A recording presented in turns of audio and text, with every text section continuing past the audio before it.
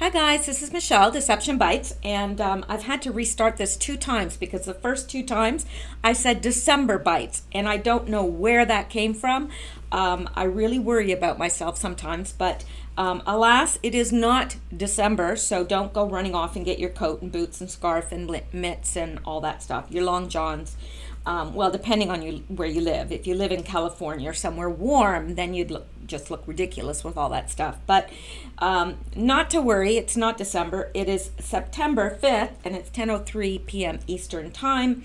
And we are going to be going over the Q posts. I am behind. I know that.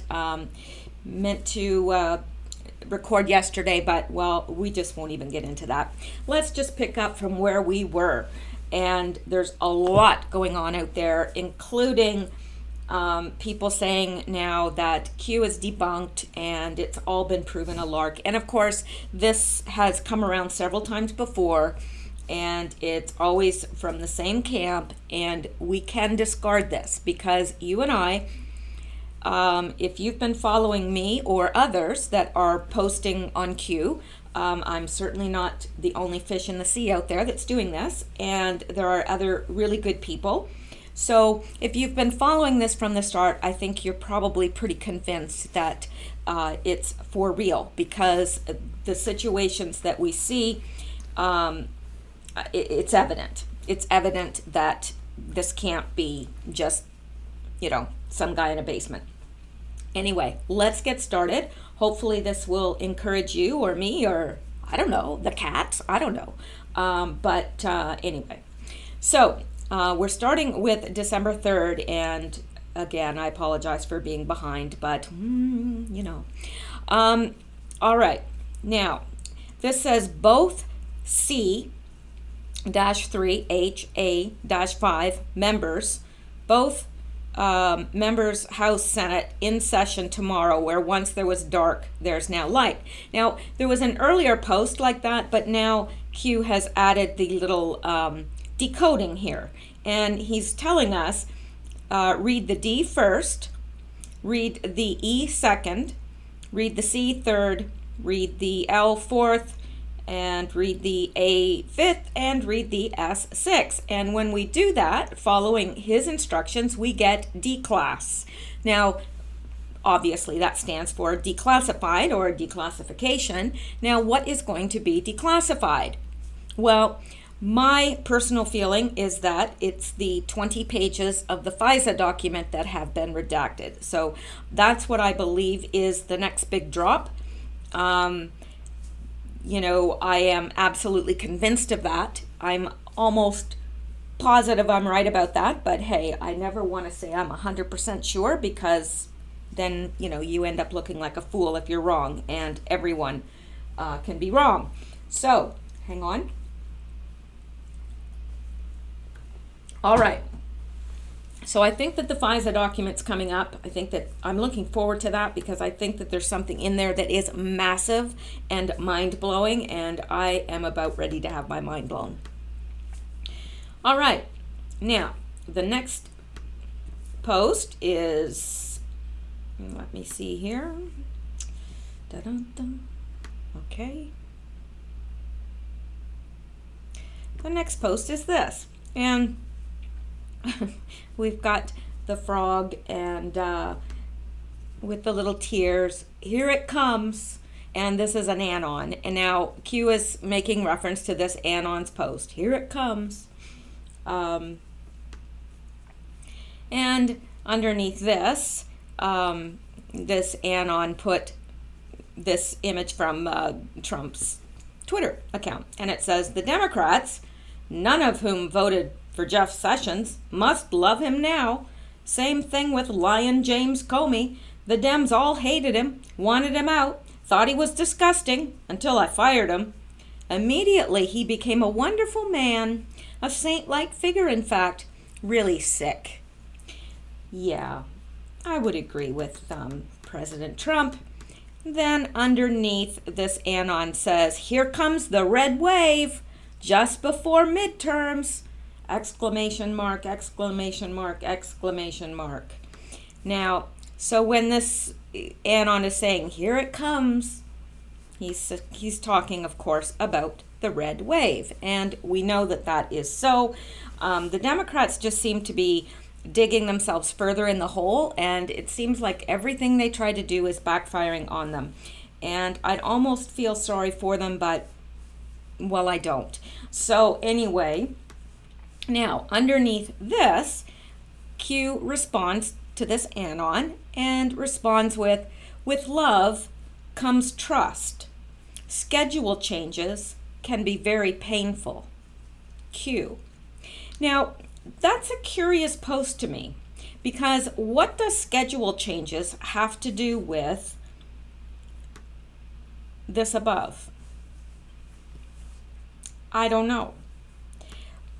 But here's my thought, because the first thing that came to my mind, and I see that also those on the Great Awakening board had the same thought, because I remembered that reading somewhere, and I don't even think it was on Trump's Twitter, I think it was somewhere else, on a message board or something somewhere, I read that Trump had been all ready to go golfing and whatever, and then there was a schedule change and he had to stay at the White House. And it all of a sudden it just said, his schedule's changed, he's going to be at the White House for today.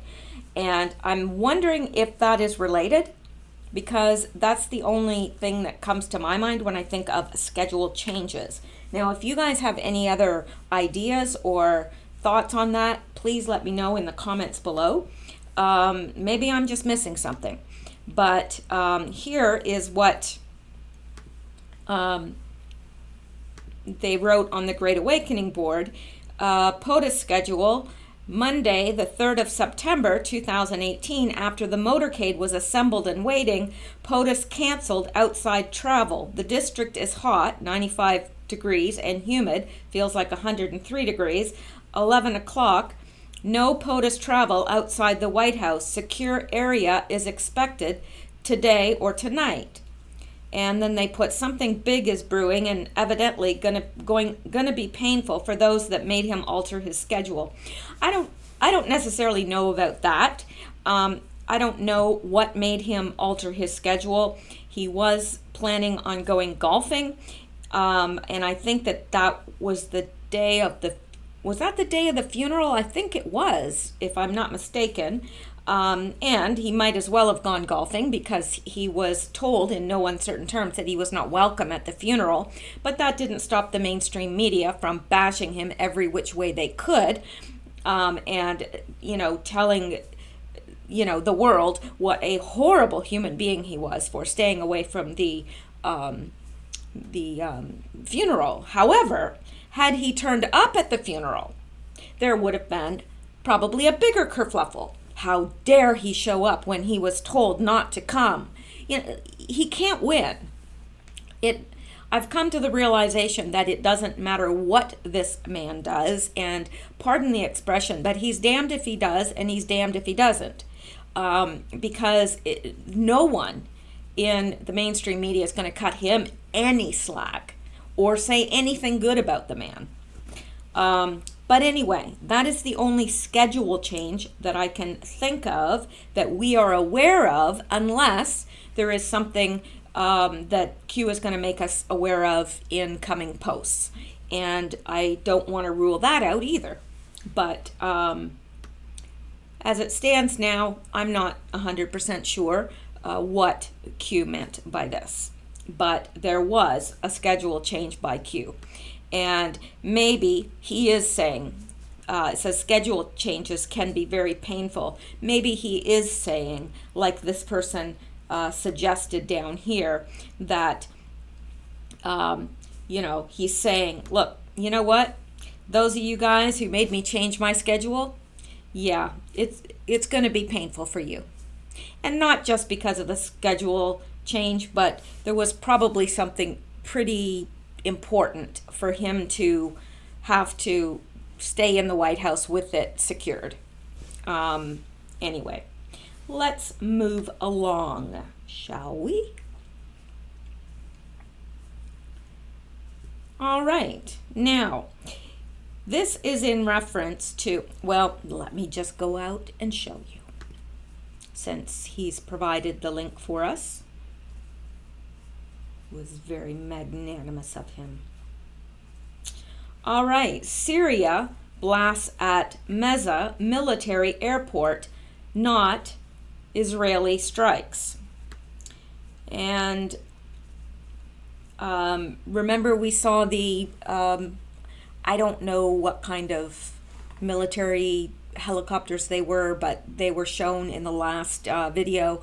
And forgive my ignorance, but I don't know one helicopter from another. I just know that it was the big military kind that we saw.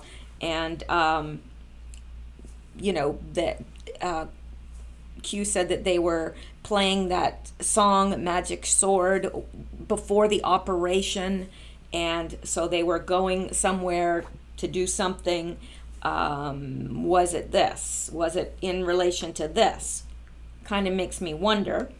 I think so, but don't know.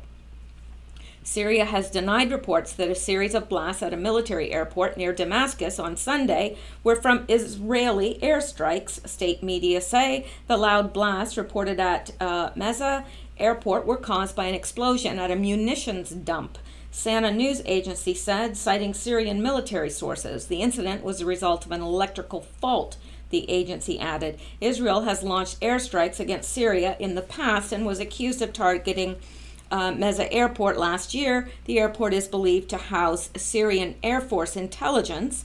On Sunday, the head of UK-based monitoring group, the Syrian Observatory for Human Rights, Rama Abdel Rahman, told AFP news agency that the Meza military airport was struck as a possible Israeli missile fired across the occupied Golan Heights.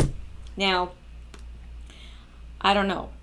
Earlier, an official in the regional alliance backing the Syrian government also said the blasts were caused by Israeli missile fire from across the Golan Heights, but a Syrian military source later rejected the claim, stating that the base was not the target of Israeli aggression, according to state-run Sana.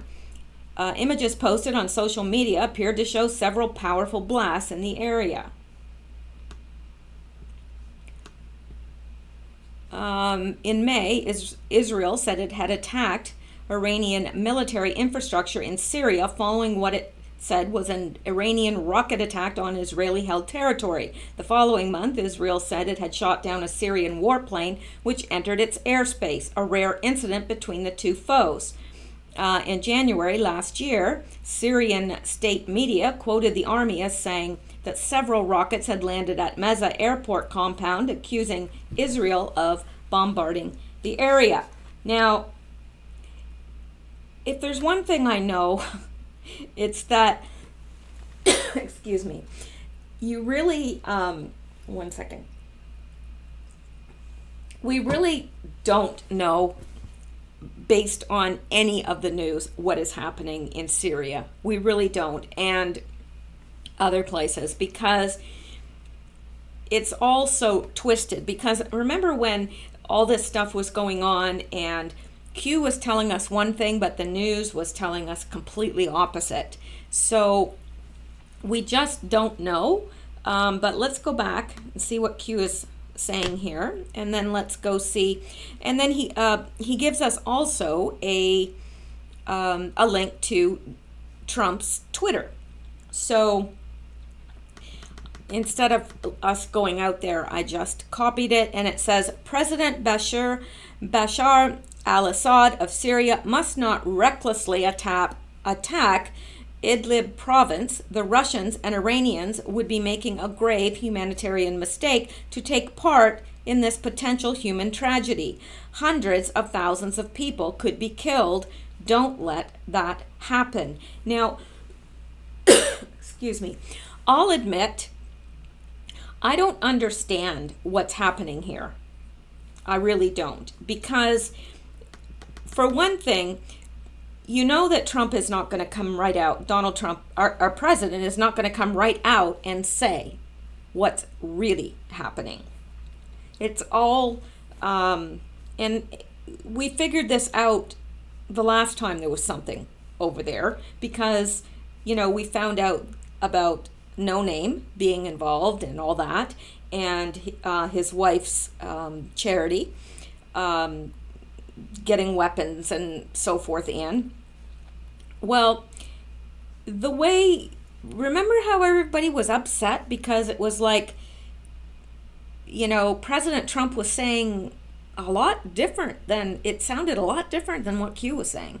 So this is the case. I don't know what's happening there because Trump is saying this, you've got the news reporting other things, and I'm not sure exactly where this is leading or what the truth is. Now, if you've got more insight on this than I do, you may be military, and I know that, you can't just be saying what's going on, but if you happen to know by any chance and are able to relate it, then please do in the comments below, because I'd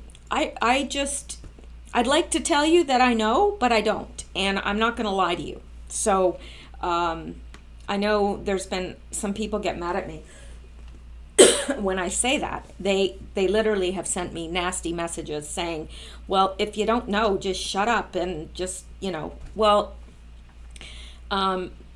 actually, I'm not, a one-woman show here. We really depend on us all. I don't have all the answers, and you don't have all the answers, but together we can maybe piece things together. So that's my hope. And the parts that I don't understand, a lot of times people give me enough information that I am able to put it all together. So we all need each other. It's not one person having all the answers, and I have never ever claimed to have all the answers and never will. I could research from now till whenever and still not have all the answers. So whatever. It's like, if that upsets you, then bye-bye. All right. That sounded harsh, but it's like, okay, I've always made this very clear in my videos. All right, now we're going on. We're going on. Now there's a bigger picture of this, but let's go down to here, and it says FBI and DOJ corruption. Let me make sure that I'm at the first of this. Yes, I am. FBI and DOJ corruption. Federal Bureau of, quote, investigation. I like the way Q did that. I think that that's quite clever, because it is the FBI. It's the Federal Bureau of Investigation. But, well, All right. James Comey, director, fired. Andrew McCabe, deputy director, fired. Jim Rybicki, chief of staff and senior counselor, fired. James Baker, general counsel, fired. Bill Presap, director of counterintelligence, Strzok's boss, cooperating witness, power removed. Peter Strzok, deputy assistant director of counterintelligence, fired. Bye-bye. Lisa Page, office of general counsel, fired. Forced. Mike Cortan, assistant director for public affairs, fired. Bye-bye. Josh Campbell, special assistant to Comey, fired. Bye-bye. Michael Steinbeck, unknown. I guess it's coming, or he's still there. I don't know, because Q hasn't told us. There's just a little dash, which leads me to think that it's still to come. Whatever's going to happen to John, not sure how to pronounce his last name, Glasalone, and then there's Randy Coleman, Tricia Anderson, Kevin Kleinsmith, Tashina Gauhar, Sally Moyer, and that's just in the Federal Bureau of Investigation. It's like that store, Bed Bath and Beyond. It's the Federal Bureau of Investigation. All right, I don't know what's wrong with me tonight, but let me continue. All right, then we have the Department of Justice, and that's in quotes too, because not a whole lot of justice has been happening in the Department of Justice. David Loftman, Chief of the Justice Department's Counterintelligence and Export Control Section. National Security, Hillary Rodham Clinton email investigation. Oh, he did such a bang-up job on that. No, he didn't. Fired, force. John Carlin, Assistant Attorney General, head of DOJ's National Security Division, fired, forced. Sally Yates, Department Attorney General and Acting Attorney General, fired. Mary McCord, Acting Assistant Attorney General, acting head of DOJ's National Security Division, fired, forced. Bye-bye.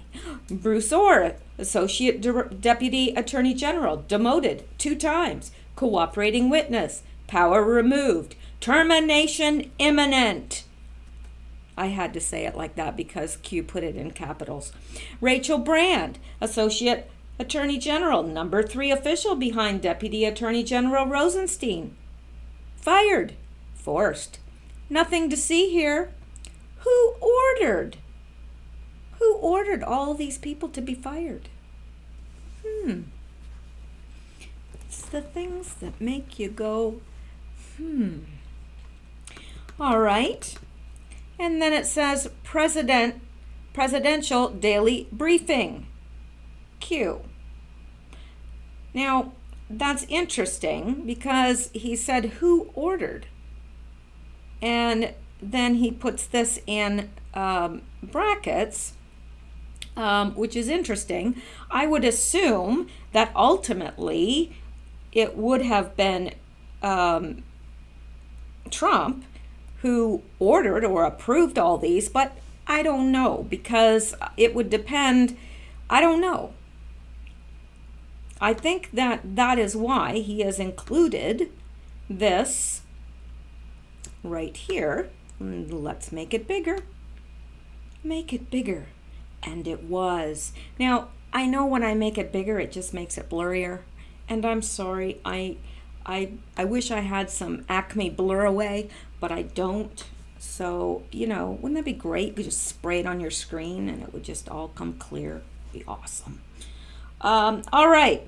This is the FBI chain of command for the mid-year investigation. So there's James Comey at the top, and Chief of Staff Jim Rybicki, and then Deputy Director is underneath James Comey, Andrew McCabe, and Mark Giuliano.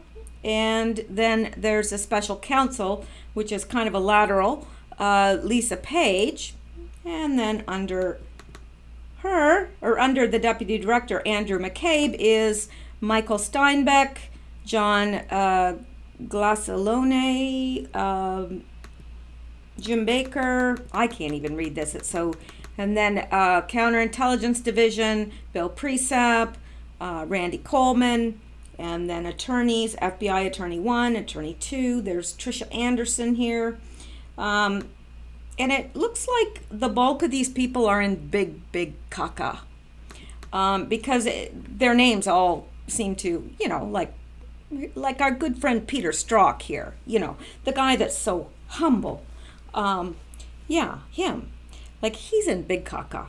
And then there's the supervisory special agent, Sally Moyer, and Kevin Kleinsmith, FBI Attorney 2.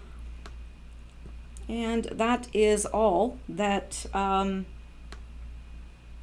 was there. So let's go back up to the, not exactly sure why Q is going over this again, to tell you the truth, because this is something that we have looked at before, and there are a few new names on there. Like these people weren't on there before. It just has a, dash beside it. We don't know what's going to happen with them.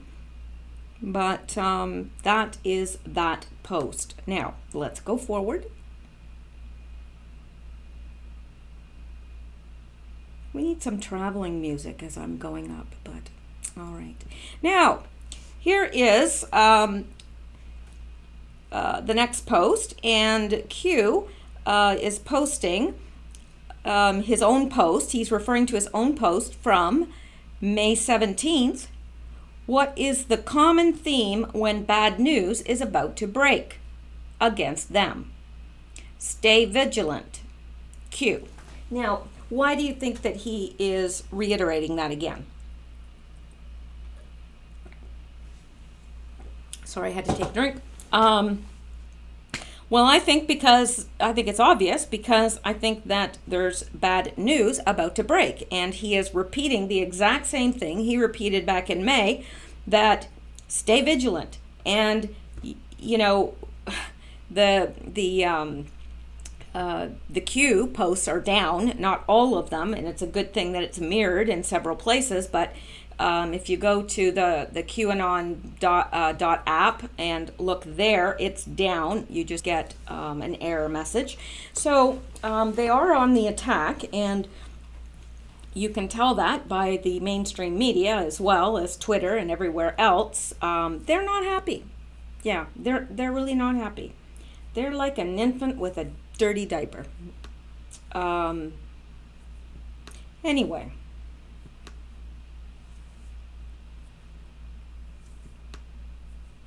Except they're really not like a dirty diaper. And you know why? Because you don't throw out the infant. But I just say this at this time, like, who wants to change their diaper? I don't. I just throw it away. Not the diaper, them. Just bye-bye. Okay. Now, this is, I think, the mother of all posts right here. Let me see here. I think this might be two separate posts. And it is. So let's make them seem separate. All right, so we just looked, this is the post we just looked at by Q. And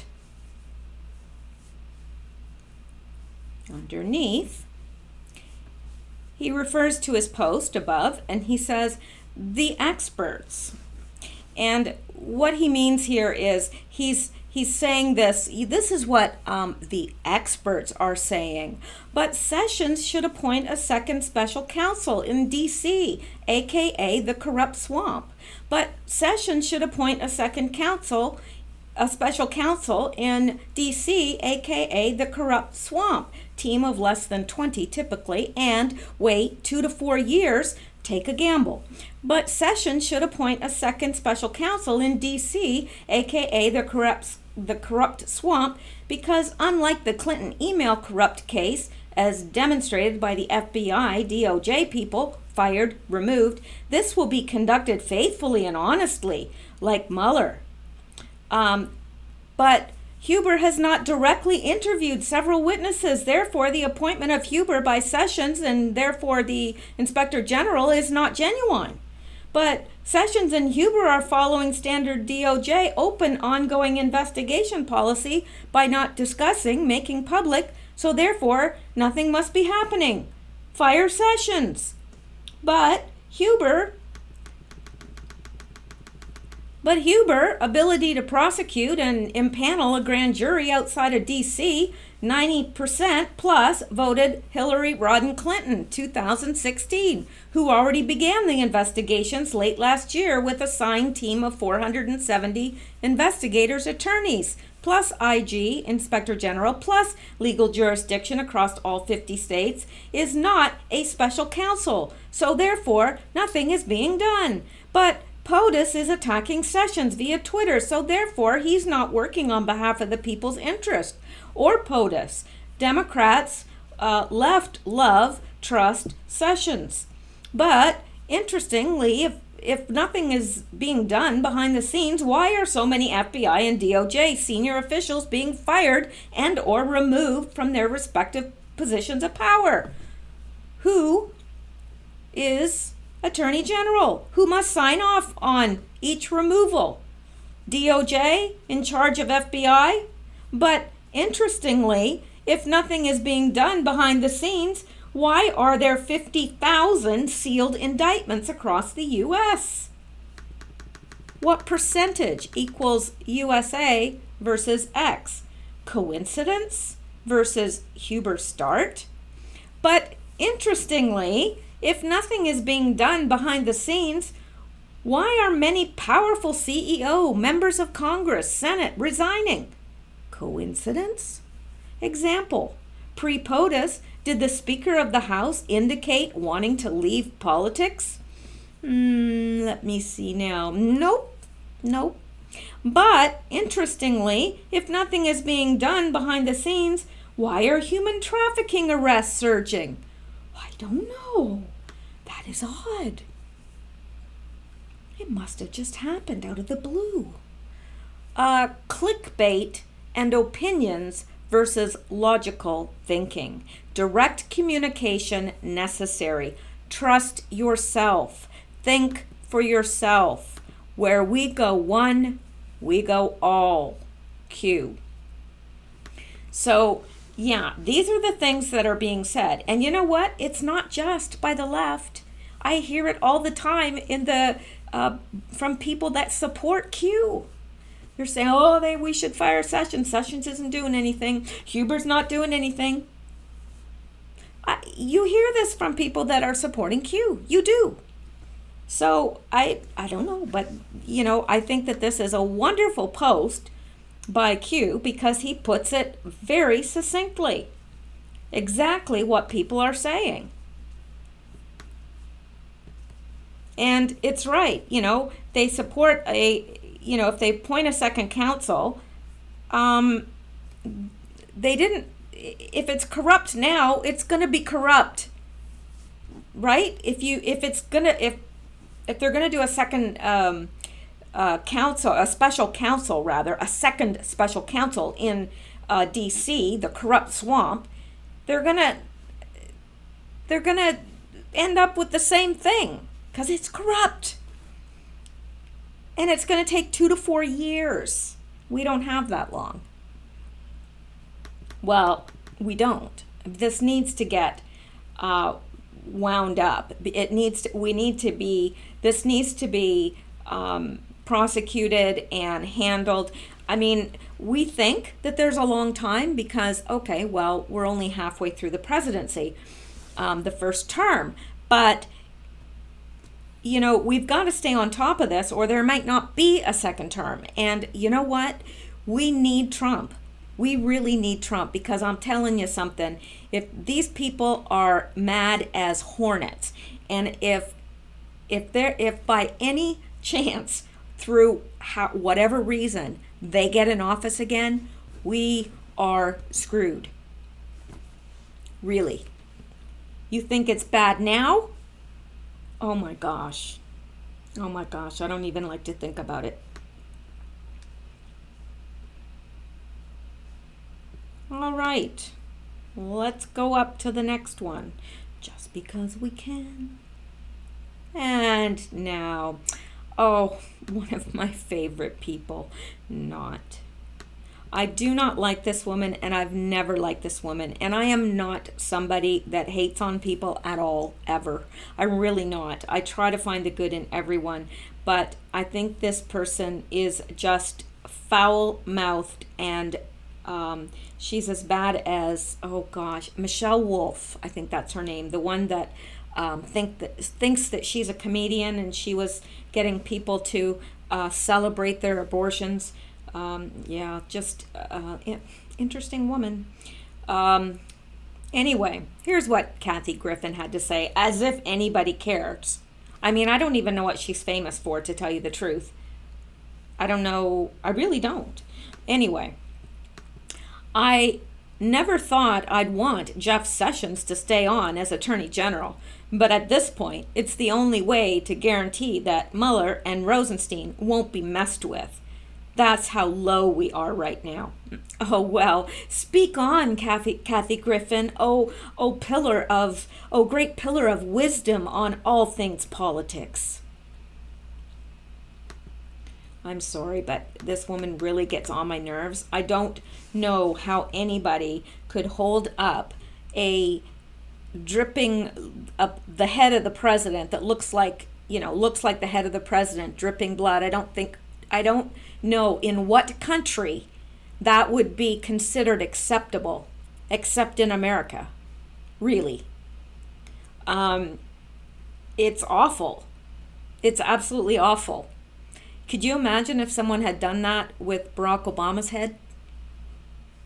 Could you imagine? What would have happened? Seriously.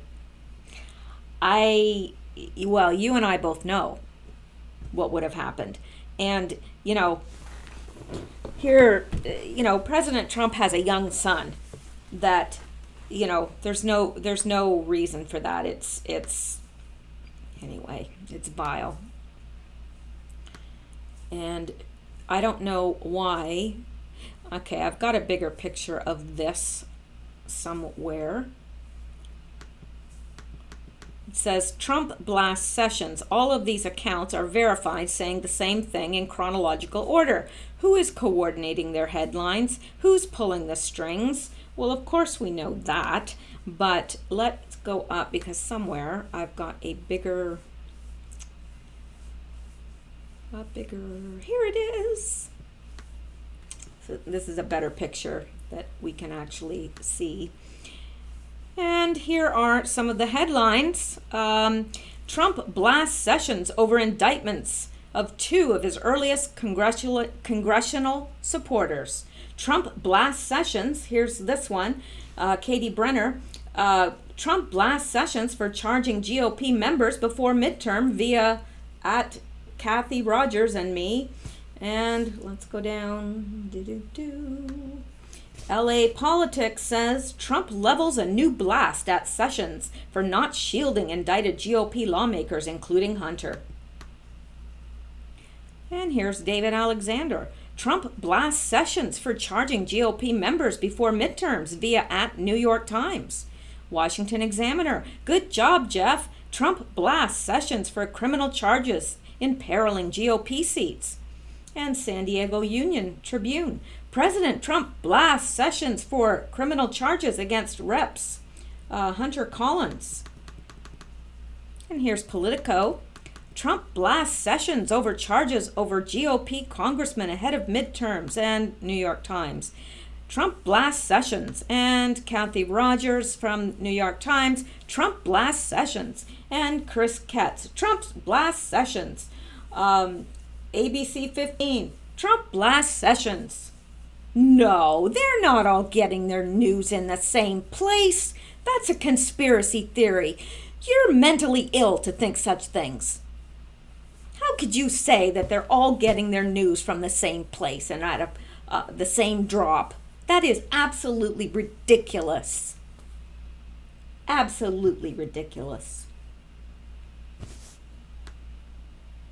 Trump blasts Jeff Sessions. Oh, that one put in Jeff instead of Sessions. That one's a real maverick. Whoever John Cooper is at CNN, he is a maverick because he didn't just say Trump blasts Sessions. He put in Jeff there. He'll probably get a raise for that. He really does seem to have a problem understanding this rule of law concept, doesn't he? Trump blasts Sessions. Good job, Jeff. Trump blasts Sessions. Oh, that's MSN. Yeah. And then here's, this is at CNN Politics too, or Harvey J. K. Trump blasts Sessions. Wow, stuff is just riveting in its originality. Man, I bet you these guys all need to win Pulitzer Prizes. And then CNBC International. Trump blasts Sessions.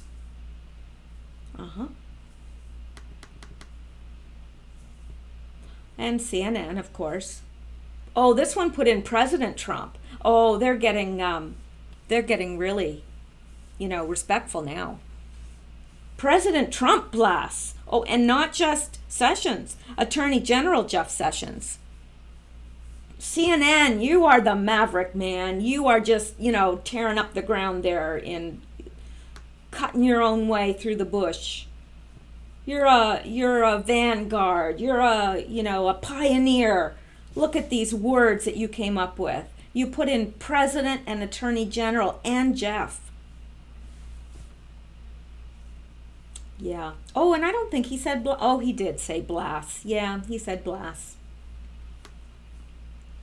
So, all the news, same thing. And Matthew Sheffield, Trump blasts Sessions. Yeah. I think you guys get the point, right? But no. There's no way that they're all getting their news from the same source. I mean, that's ridiculous. I don't know how anybody could believe that. Do you? All right. So, let's go on. Shall we? We shall. Now, we're still on September 3rd because I'm behind. It's okay, don't worry about me. I'll be fine. All right. Now, September 3rd, and we have this, I don't know, he doesn't look right. He doesn't look human. I don't know what there is about him that just, but anyway, that's not why we're here. So, Facebook was created by DARPA to track a person's entire existence. And of course, we know this, and this is Q. He is referring to this meme. And let's see if we can make it bigger without making it blurry. No, we can't. So, there you go. Pentagon kills LifeLog project. But, of course, what they don't tell you is that Facebook was born the very same day that they killed the LifeLog project. And LifeLog, of course, if you've been following and listening long term, you know that was a program by DARPA, and it was meant to track everybody's life, who they contact with, significant moments of their life, and basically what Facebook does, that's what LifeLog was going to do. But Facebook took over.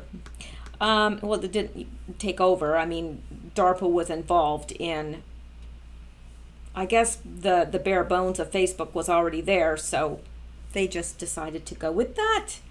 Are you awake yet? Pretty much. Okay, Facebook outages today.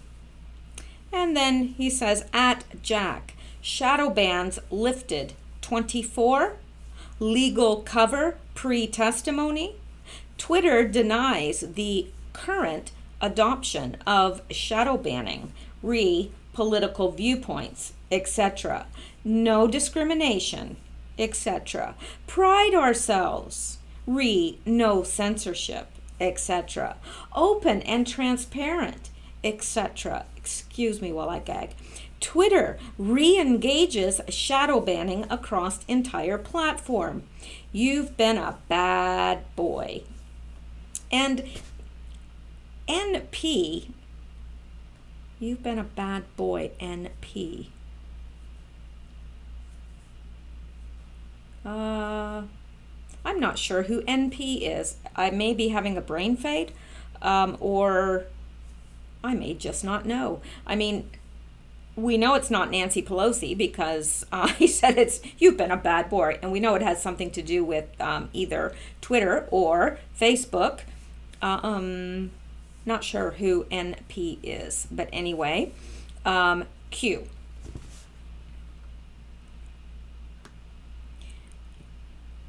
And of course, we are fully aware that there is censorship going on.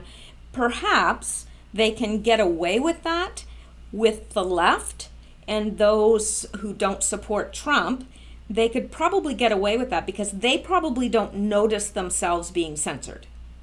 You see what I'm saying? So partly when they're saying this stuff, people are agreeing because in their experience, they haven't been shadow banned. Their friends haven't been shadow banned. They haven't experienced any censorship. So they're thinking, I don't know what these people are talking about. They're making this up. But of course, we know differently because it's happening to us. It's happened to me. I'm sure it's happened to you too. So, yeah. Now,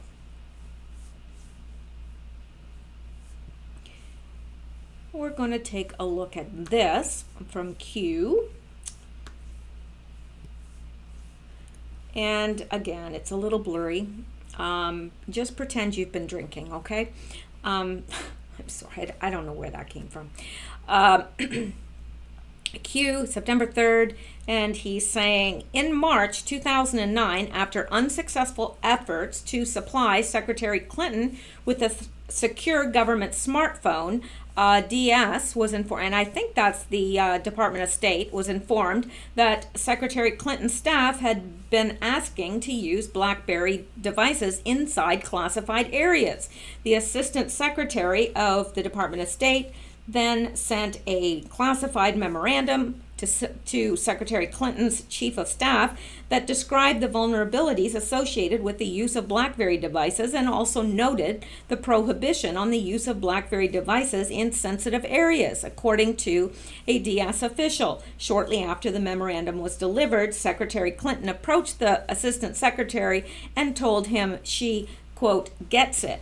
The use of personal email accounts to conduct official business has been a particular concern over the past several years. For example, on March 11, 2011, the Assistant Secretary for the Diplomatic Security sent a memorandum on cybersecurity threats directly to Secretary Clinton. A portion of the unclassified version of this memorandum states, threat analysis by the DS cybersecurity team and related incident reports indicate a dramatic increase since January 2011. Whoops, I'm sorry. The Assistant Secretary for the Diplomatic Security sent a memorandum. Threat analysis by the DS cybersecurity team and related incident reports indicate a dramatic increase since January 2011 in attempts by redacted cyber actors to compromise the private home email accounts of senior department officials. Although the targets are unclassified personal email accounts, the likely objective is to compromise user accounts and thereby gain access to policy documents and personal information that could enable technical surveillance and possible blackmail. The personal email of family members is at risk. Now, the memorandum includes, as an attachment, a snapshot of affected department personnel, noting that many of the email account owners play major roles in forming diplomatic and economic policy. It concluded by noting, we also urge department users to minimize the use of, and it continues here to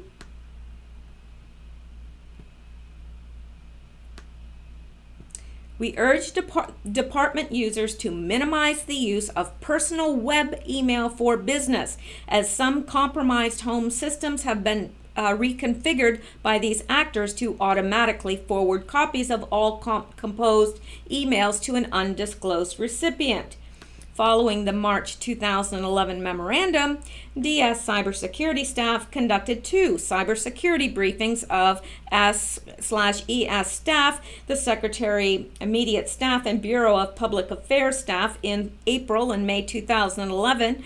OIG discovered in Secretary Clinton's retired paper files a copy of the classified presentation used during the briefing.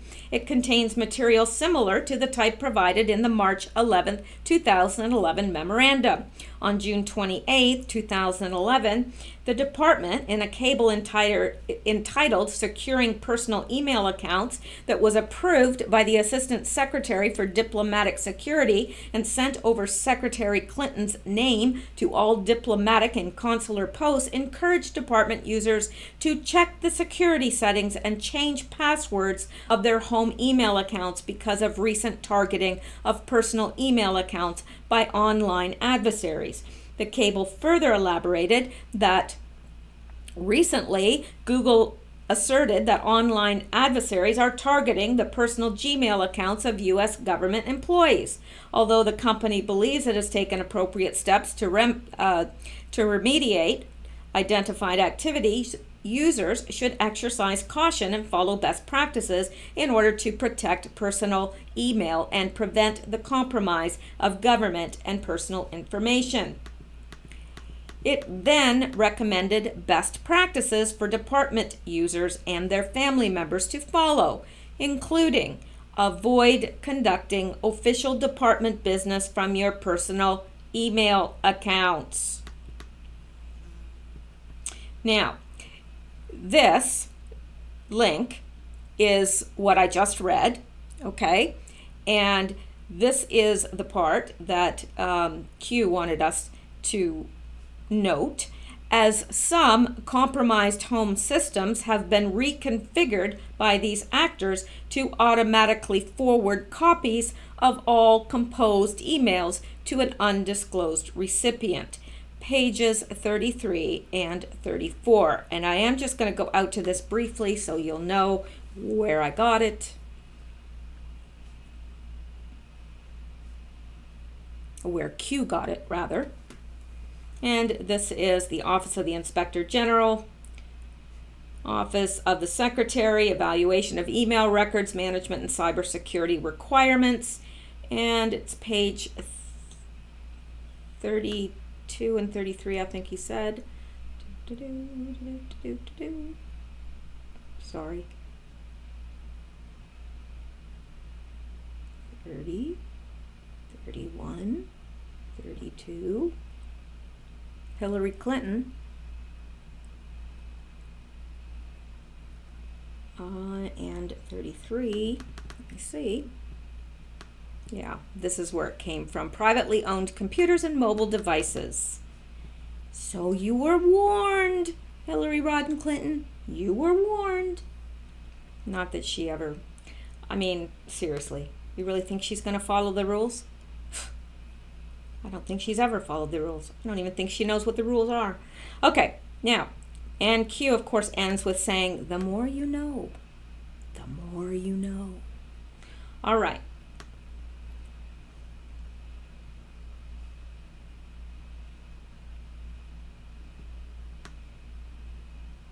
And here's an interesting little email. Well, an interesting little post, rather, from Q.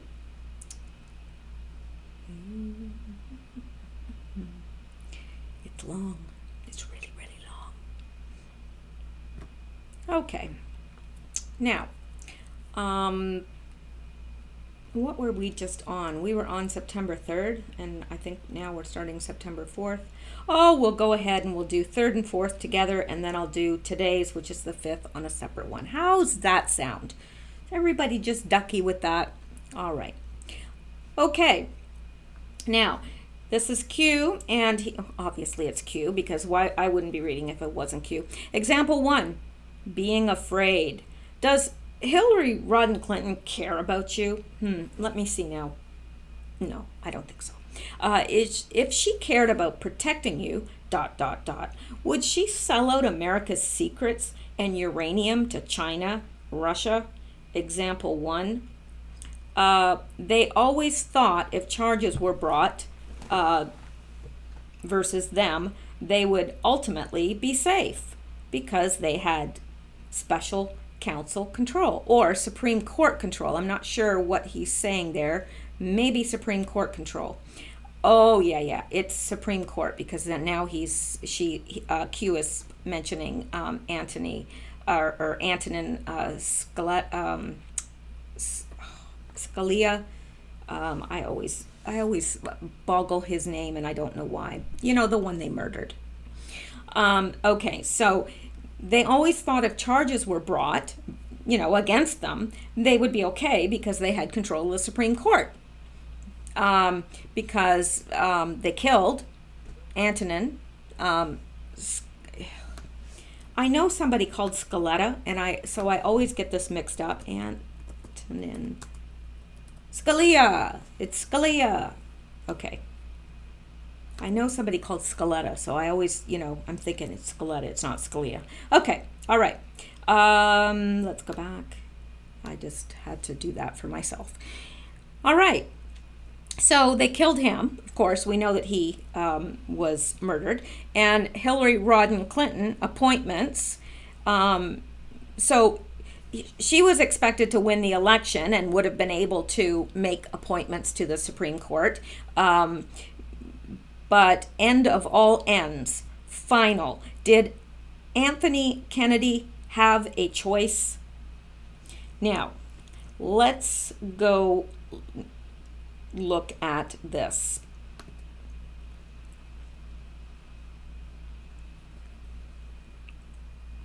I just stuck this in there. Donald Trump made Justice Kennedy an offer he couldn't refuse. Behind the scenes, the president worked for months to assure Kennedy his legacy would be in good hands. I think the Gorsuch nomination had a huge impact, one law professor said. The left was stunned by the announcement that Justice Anthony Kennedy, one of the decisive swing votes on the Supreme Court, will retire next month, opening yet another lifetime appointment for Donald Trump to fill. The timing, as constitutional law professor Jonathan Turley said shortly after, could not be worse for the Democrats, with the Supreme Court filibuster a thing of the past and at least 2.5 years until Trump leaves office. Democrats have virtually no options to prevent the president from naming whichever candidate he likes. Things look pretty bleak, another legal expert told me. Inside the White House, however, news of Kennedy's retirement didn't come as a shock. In fact, the New York Times reports the 81-year-old's announcement was the culmination of a carefully orchestrated 17-month campaign by the Trump administration to remake the Supreme Court before the 2018 midterms, when there is an outside chance that the Republicans could lose their majority. For conservatives, Kennedy's seat was seen as one of the keys to rolling back abortion rights. On the campaign trail, Trump pledged to appoint a justice who would overturn Roe v. Wade. But first, Trump had to demonstrate to Kennedy that he could be trusted to nominate quality jurists to the Supreme Court. The campaign was multifaceted. Over the course of several months, Trump systematically nominated 3 of Kennedy's former clerks for plum judicial posts. While he criticized other, more conservative members of the court, he lavished praise on Kennedy, despite the fact that the justice had been pilloried by the right for his votes on social issues, and he cultivated a relationship with Justice Kennedy's son, Justin, who worked closely with the Trump organization in his role at Deutsche Bank as the global head of real estate capital markets, according to the Times. The overtures continued outside the White House. Ivanka Trump reportedly took Kennedy to lunch shortly after the inauguration and brought her daughter, Arabella Kushner, to the Supreme Court to hear oral arguments as special guest of Kennedy shortly after. Republican Senator Chuck Grassley, who serves as chairman of the Senate Judiciary Committee, went on conservative commentator Hugh Hewitt's radio show last month to implore the court's aging judges. If you think about quitting this year, do it yesterday. So, let's go back. So, did Anthony Kennedy have a choice? Well, I don't know. I would assume that he did. I don't think, from the way this is worded, that he is leaving because there's dirt on him. It doesn't sound that way. Otherwise, Trump would not have been wooing him. Trump would have just said, look, buddy, I've got this and this and this and this on you. You know, you want to retire, then we'll let this go. I don't know. But I think that this is not the same thing as the others who have retired. But again, I'm willing to be wrong. So if someone knows otherwise, please let me know. Was this original plan according to Hillary Rodham Clinton election win? What evidence was he shown? Ruth Bader Ginsburg, replacement, lifetime appointment, age, what's at stake? Well, there's a lot at stake, and I don't know what the original plan was according to Hillary Rodham Clinton election win, but she's hitting this hard. And below, Q has put several. I mean, she was just, I follow Hillary just because I like to make fun of her. I say things on I don't know why she doesn't block me, really. I really don't. Like, you know, I ask her, where the kids in Haiti are and just things like that. Things that would generally annoy somebody that's guilty. But I never get blocked. I don't understand that. But anyway, so here are, I knew that Hillary was really hitting this hard, but here are the tweets, and to save us time from going out to each one, I just copied them here so that we could go down the list here. Happy Labor Day. There's no better time to talk about why workers' rights would suffer if Brett Kavanaugh, whose hearings for a lifetime appointment to the Supreme Court start tomorrow, is confirmed. The Roberts Court has dealt some big blows to workers and unions in the last few years. With Kavanaugh on the court, a 5-4 hard-hit majority would be even more aggressive in siding with corporations over people. And then the next one, these were just like one right after the other. The court's ruling in Janus versus AFSCME earlier this summer overturned a 40-year-old precedent to hold that public sector workers with union contracts don't have to pay fees for collective bargaining expenses if they're not members. That ruling won't just hurt 7 million public sector union workers with contracts. It'll hurt all workers because union deals on wages and working conditions affect what businesses without unions do too. The court has recently granted corporations a right to deny workers reproductive health care and made it harder for workers to sue businesses by allowing companies to force employees to sign mandatory arbitration clauses with their contracts. In other words, the court has already been widening the disparity in power between corporations and workers. Kavanaugh's record from the time as a judge on the U.S. Court of Appeals for the District of Columbia shows he'd help further that trend for a generation. In 2007, Kavanaugh wrote an opinion that severely limited union rights and allowed major damage to federal workers' ability to bargain collectively. In 2004, he dissented in a case where the Occupational Safety and Health Administration held SeaWorld accountable for the death of a trainer. In 2016, Kavanaugh held that corporations have the right to punish workers for displaying pro-union signs in their cars. Unions and labor, so it's all about the same stuff. Blah, blah, blah, blah, blah, blah, blah, blah, blah. Like, it's sickening, really. And it just goes on and on and on. And here Q says, pain comes in many different forms. Full control. Enjoy the show. Q. So, they're not fazed by all this with Hillary. Really, if you want to amuse yourself, follow Hillary on Twitter, seriously. And, it's just amazing. It blows my mind because she's all concerned about the children. Oh, she's so concerned about the children. Yeah. Mm-hmm. And, it says here, being afraid. Example, being afraid. That's what she's trying to do. She's trying to sow fear in people so that they'll get up in arms about Kavanaugh. Oh, no, we can't have this. The whole United States, it's going to implode. It's just crazy. Anyway, let's go on. And we'll look at this.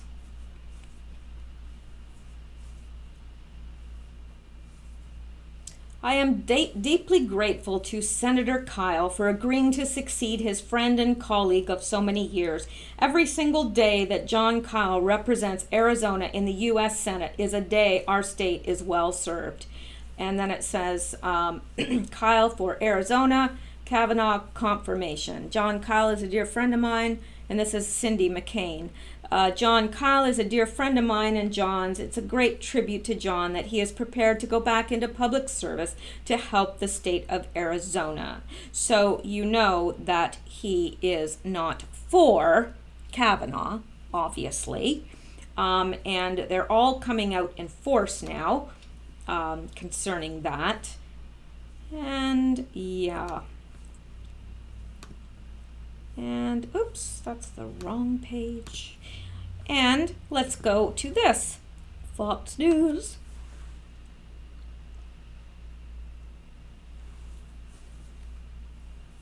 Jon Kyl named to succeed John McCain in the Senate.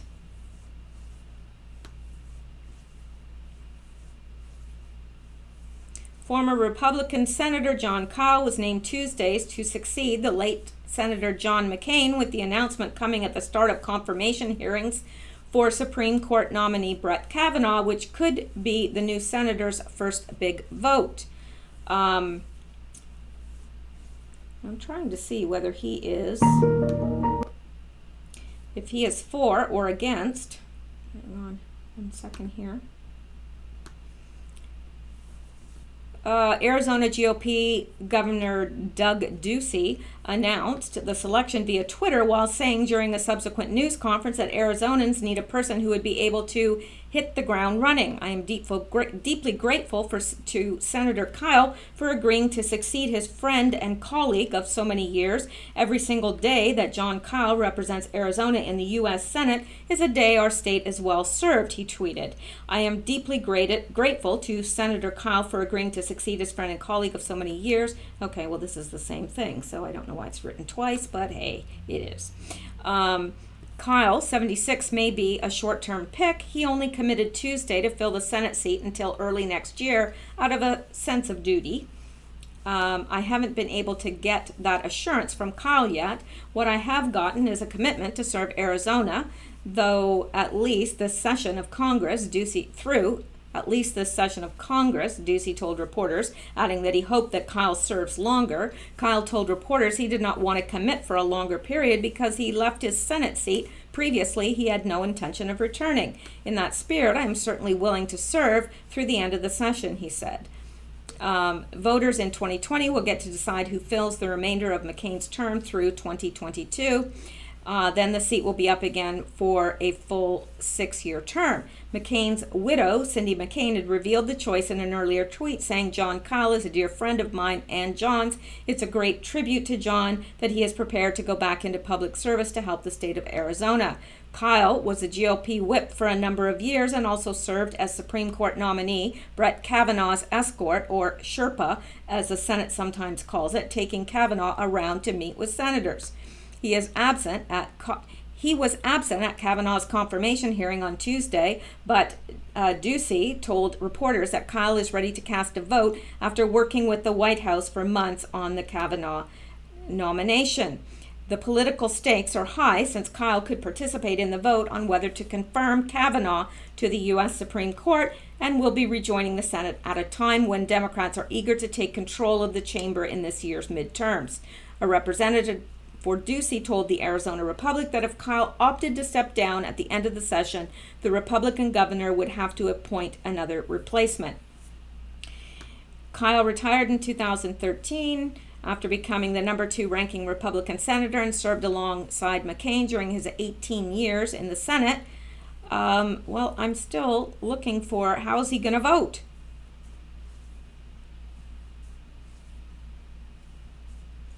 Outgoing Senator Jeff Flake called Kyl a great pick as McCain's replacement and that it was Ducey's selection entirely. They worked together for 18 years. They served together, so I think he'll fit right in, and he obviously shared Senator McCain's view on most things and is the perfect guy to succeed him, Flake told Fox News. McCain was buried on Sunday at the U.S. Navy Academy in a private ceremony, as per the wishes. The Arizona Republican and 2008 presidential nominee, who died August 25th from brain cancer at age 81. So I don't know. This story tells us who, is succeeding him, but doesn't really tell us how he's expected to vote. But my feeling is that, obviously sorry, I'm just closing a few of these down. A lot of these down. My feeling is that,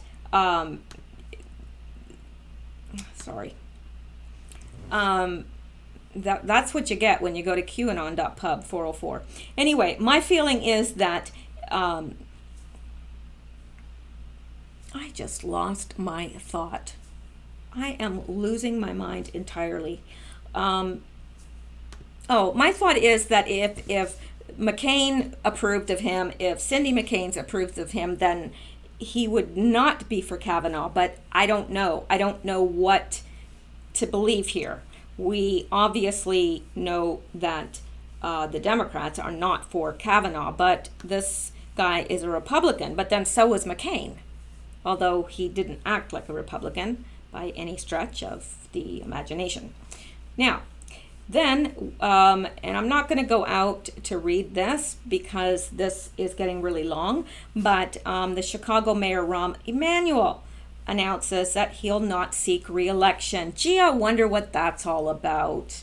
Can't even imagine. Add to the list, says Q. Add to the list. So we know if he's being added to the list, then he's been a very bad boy. Bad boy. Bad boy, Rahm. All right. Now,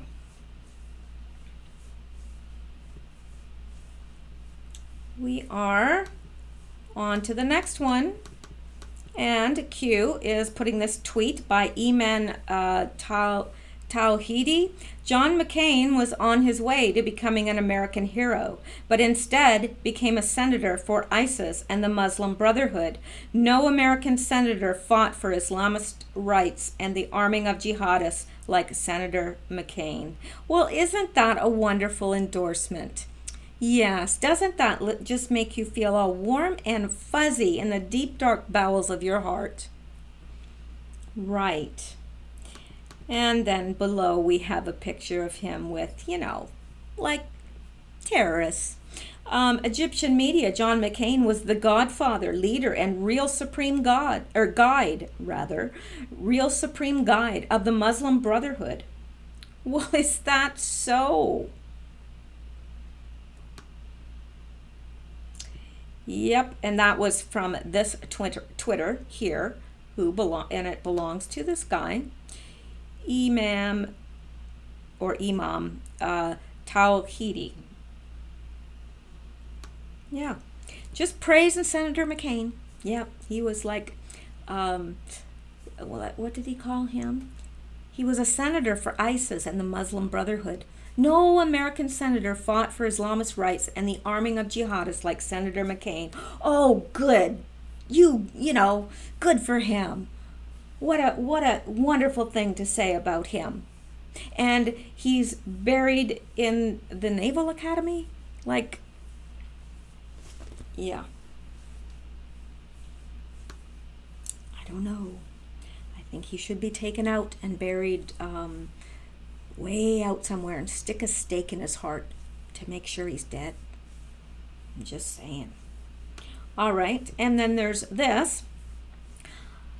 I don't care. This is Kyle Morris, whoever that is.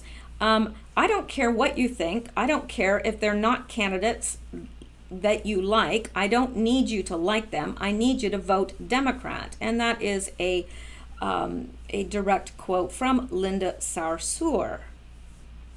Yes. So, in reference to this, let's go out and take a look at this. Why can't you open it? Why?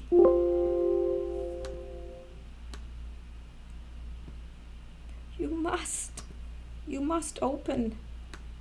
Hang on, let me see if I can get this because it's important.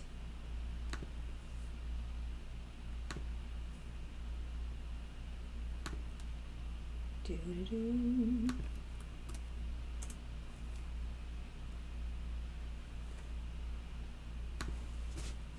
Alrighty. Egyptian media. John McCain was the godfather, leader, and real supreme guide of the Muslim Brotherhood. Well, you don't say. Yeah. And his, I don't know, he probably has a pension. His wife's probably getting some money. The American government was paying him. Our taxpayers, our tax money was paying this man. to destroy our country. It's unbelievable. McCain has already been canonized by an establishment media desperate to destroy President Trump in any way it can, but in Egypt, they're not so worshipful. McCain was the main supporter for the terrorist brotherhood. Senator McCain was the one who opened up the Congress to the brotherhood. He was the one arranging the meetings and appointments and providing them with protection. Remember that. When Michelle Bachmann called for an investigation into Muslim Brotherhood infiltration in the U.S. government, McCain denounced her on the Senate floor as a bigot and an Islamophobe. There was no investigation. Egyptian media, John McCain is real supreme guide of the Muslim Brotherhood. Middle East Monitor, September 3rd, 2018. Thanks to Luckman. Egyptian media has accused the late U.S. Senator and presidential nominee John McCain of being the godfather, leader, and real supreme guide of the Muslim Brotherhood organization. In remarks he made during a talk show aired on Sada El Balad TV, the Egyptian media personality and TV host Ahmed Musa claimed that McCain, recognized in the U.S. as a national war hero and longtime senator, was in fact the real supreme guide of the Muslim Brotherhood. John McCain is the real supreme guide of the terrorist Muslim Brotherhood, not Badi and not Akef. Musa said today was John McCain's funeral, which the leaders of the criminal brotherhood in America have taken part in, he continued, and they performed the absentee funeral prayer for John McCain in Qatar, Turkey, USA, and Britain. McCain was the main supporter for the terrorist brotherhood, he added. Senator McCain was the one who opened up Congress to the brotherhood. He was the one arranging the meetings and appointments and providing them with protection. Musa said that McCain was a stronger ally to the Muslim Brotherhood than Turkish President Recep Tayyip Erdogan and Emir of Qatar Tamim bin Hamad Al Thani. So, despite me mutilating a few names, that is, I don't know, I use these words too much, mind-blowing, but the thing is, what else can you say? I mean, we know this. We know it, but knowing it and really knowing it are two different things. It's like we've been hearing this stuff from Q, but I think part of us has been thinking, surely not. I mean, you believe it. I did believe it. It's just, but part of me was like, surely not. No, this cannot be true. But it is. It is true. And probably way worse than we've ever imagined. Like, here we go right here. We've got Hillary Clinton here with Clinton on Weinstein investigations. I was just sick. Oh, I bet she was. And then note the satanic cross she wears, upside down cross, and then an upside down cross on Chelsea, like mother, like daughter, Q. Pretty self-explanatory.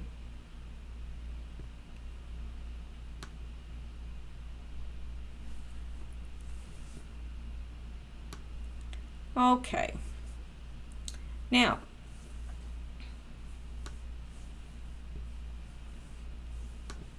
I think I just put this in there. I'm not sure. I don't think that's from Q. I think this is me. Justin, Twitter CEO Jack Dorsey says in prepared testimony to Congress, Twitter does not use political ideology to make any decisions. CNBC.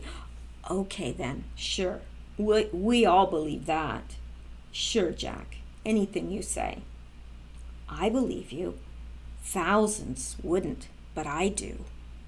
All right.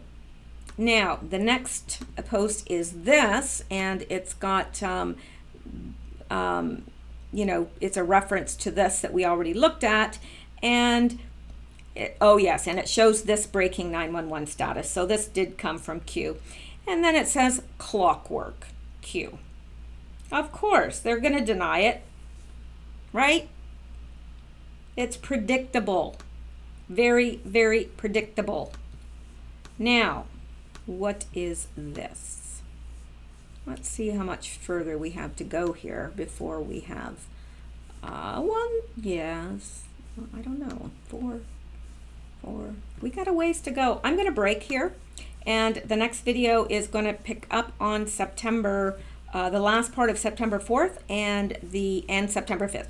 All right, because I think that this is just about long enough. I think it's way longer than it should be.